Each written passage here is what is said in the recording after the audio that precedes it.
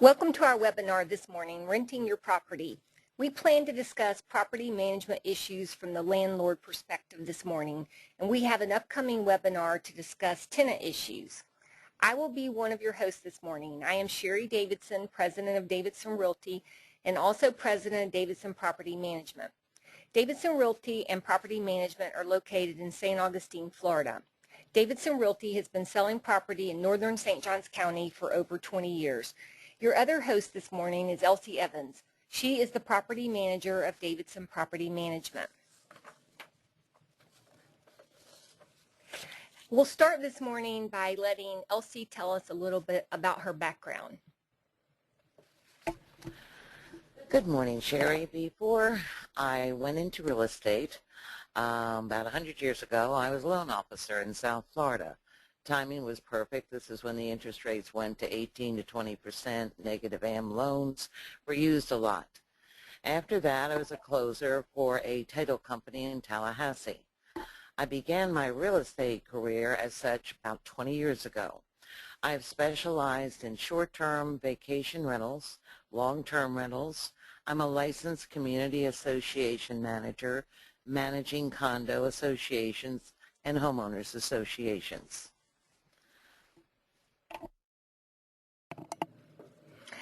How long has Davidson Property Management been in existence? 3 years ago, last November 1st, we started Davidson Property Management. At that time, after discussing at length with Sherry Davidson and Karen Palmer, we set the company up as potentially only for long-term rentals. Even though I can list and sell, I do not. My full attention is totally on rentals. At this time, we've grown, and now I have John Evans with me, who is also my husband of many years. We've worked together so much in the past, and it's a delight to be back working together again.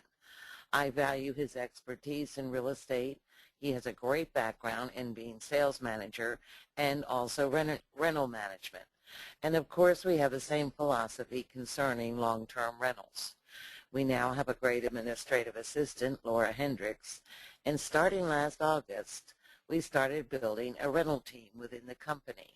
The rental team consists of Davidson Realty agents who are interested and embrace the same caring attitude about our rentals as we discussed. They are realtors, plus enjoy being a part of the rental program also. It sounds as if you've concentrated on rentals most of your real estate career. Could you tell us why? Actually, this all happened from a personal experience my husband and I had with our own property. We were living in Tallahassee, owned a home. My husband was in the newspaper business at the time, and we were transferred to California. We decided instead of selling our property, we would rent it.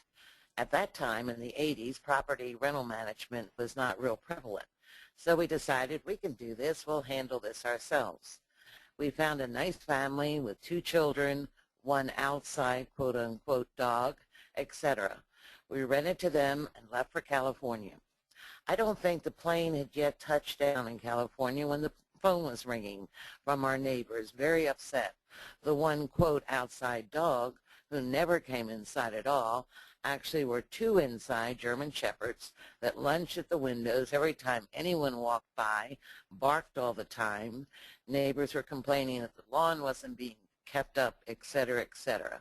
Long story short, by the time we got these tenants out, we put our house up for sale. We took a loss on the property because of the damages that had been caused. Hence, really, my whole real estate career has been geared towards management of rental property. My greatest empathy is towards the long-term renter. So you concentrate mainly on long-term rentals. Could you tell us why you chose that? Probably in a nutshell, I'll say I'm just a control freak. I don't like negative surprises. In long-term rental, we do credit checks, criminal background checks, the whole thing. So by the time the tenant moves into the property, we have a very good idea of who they are and how they will care for the property. Do you see Florida as better or worse concerning rentals than other states? Most definitely, Florida is what is called a landlord state. The laws are mainly there to protect the owner. For example, if you have to evict a tenant for a non-payment of rent, you can have that tenant out of the property in about 3 to 3.5 weeks, even with going through the court system. And I hear daily from owners that I have that live in New York, New Jersey, etc., the horror stories that go on there, that a lot of times just for evicting someone for not paying their rent in those states, it can take 8, 9 months to get that tenant out just for non-payment of rent. The basics all over the country are similar. However, the laws are very different. We use an attorney. The attorney draws up all of our leases and who is available to us at any time for any legal advice we may need. Please understand, even though Florida is a landlord state, you need to know, be aware of all laws, and adhere to them. This is why we use an attorney. I know that some of the owners want you only to find a tenant and place them in the property, and then the owner will take over and manage themselves. What are your views on this? Well, Sherry, I think we could do 2 seminars on this. This is very important to me, not just because I'm a property manager, but because of what I stated we went through in our personal experience. Let's divide this into 2 parts. First, the local owners who decide they want to manage their property after a tenant has been placed in it. If you manage your own property, you're the one that's going to be receiving the calls in the middle of the night for repairs. Lots of times these are not even emergencies. The tenant knows who you are, where you live, all your telephone numbers. You are at their beck and call. You have an emotional attachment to the property. When you have an emotional attachment to something, at times it is hard to view fairly and look at all sides. This is where especially a property manager comes in very well, because she can look at it objectively. What happens if the tenant doesn't pay their rent on time or at all? Do you know the Florida laws for eviction? If the rent is late, you are the one having to confront the tenant to obtain the rent and possibly the late fees if you're fortunate enough to do that. Do you want to go by your property on a regular basis and also do all the inspections? Here again, the personal angle comes into play. You go by your property as an owner, and maybe the plants aren't the way you like them. The lawn's cut a little different. This is not pleasing to you. However, you cannot look at this objectively. The out-of-state owner is even more difficult. How are you, living out of state, going to know how your property is being kept by the tenant? What happens if the tenant fails to pay their rent? How do you start eviction or even collect the rent when you are not local? Where do you keep the security deposit? Are you aware by Florida law the security deposit must be kept in a Florida bank, must be disclosed to the tenant as to where you're keeping it? In addition, should you have an interest or non-interest bearing account, of which also has to be disclosed to the tenant? What happens when something needs to be repaired? Do you have access to the vendors in the area to respond within 24 hours or sooner to solve the problem? How do you know if you tell them no pets that they haven't brought a pet into the house after moving in? Is a lawn dying because of neglect? You would end up with the expense of resodding. We understand that a lot of times by trying to save a small amount of money, it does end up costing double, triple, or more. Management fees are really a small price to pay to have the confidence that your property is being well maintained and kept in the best possible condition, which if you decide to sell in the future will only more than make up for the amount of the management fees paid. I'm also seeing more and more tenants coming in, given the economy as it is today, When they're looking for a rental, they want to deal with a property management company, not an individual owner. And this is because of the foreclosures, etc., going on. They just feel more secure dealing with a property management company. Let's talk about security deposits.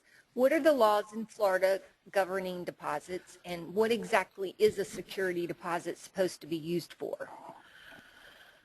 We collect a security deposit equal to 1 month's rent. This is kept in a separate account.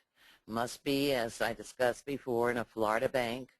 You must disclose whether it's an interest or non-interest bearing account. The security deposit is obtained and there for one purpose: any damages to the property that may occur caused by a tenant. It is not there to be used as last month's rent or anything else. When a tenant moves out, an inspection needs to be done right away. The owner and or manager has 30 days to claim any part of the security deposit for damages found. If damages are found, you must send to the tenant's last known address by certified mail a letter called the claim on deposit letter, which the tenant then has 15 days from the receipt of that letter to respond or contest that claim, also in writing. If there is not a claim for damages, then the deposit is to be returned within 15 days. I stated earlier about a deposit can be held in an interest-bearing or non-interest-bearing account. We hold ours in a non-interest-bearing account, mainly because Florida law states if held in an interest-bearing account, the accumulated interest, 75% of that must go back to the tenant. In interest accounts, especially today, the interest amounts to very little, and it really comes to a point that we've just discovered that it's much easier to have a non-interest-bearing account. If you have a pet, if a pet is allowed, we collect an additional deposit for the pet, which is also held in the security escrow account. Anything that has the word deposit is just that. So if there is any damage, it has to be addressed within the time frame of the law, even the pet deposit. Okay, let's talk about inspections. How many times do you recommend inspecting a property during a 12-month lease?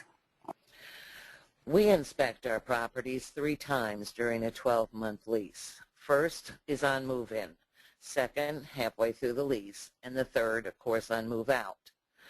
We use the same inspection form, which we find works beautifully for all 3 inspections. So it's all there on one sheet from move-in to move-out. Also, when we inspect, the agent that inspects signs the inspection sheet, as does the tenant. So when the tenant moves out and there's a ding or a mark on the wall, a stain on the carpet, etc., if it hasn't been notated previously, then guess who is responsible to take care of it? The tenant. This also helps protect the tenant as to what problem was created by them or what was pre-existing. We also do drive-bys every 30 days. You can tell a lot by the outside of a property, i.e. how the lawn is being kept up, is it being mowed, are the trash cans put away, are there a lot of toys or bikes all over the yard. All of this tells us a lot about how everything is being cared for.